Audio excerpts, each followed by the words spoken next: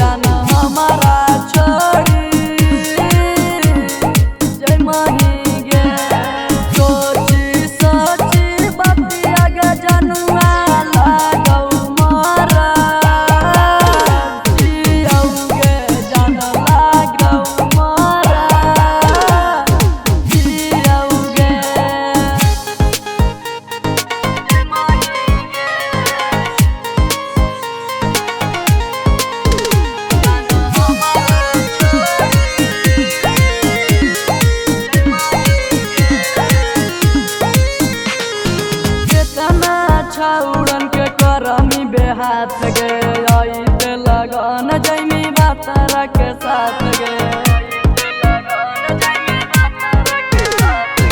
केतना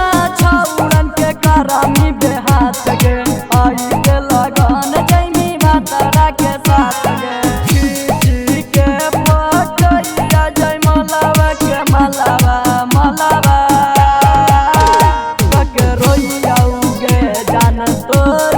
बतिया हरदम सोचियाओगे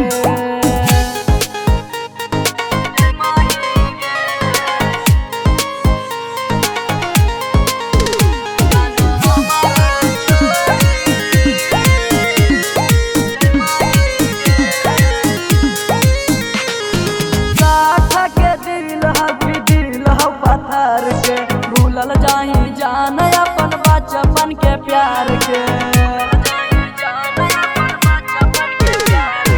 साठा के दिल हो पत्थर के भूलल जाही जान अपन बचपन के प्यार के राजा रोशन के छोड़ी उत्तम से मंगिया भरवाई गे जाना हमारा छोड़ी जय माही गे तोड़ी के दिलवा गे सिलवा कैसे चला जय माही गे जान हमारा छोड़ी जय माही।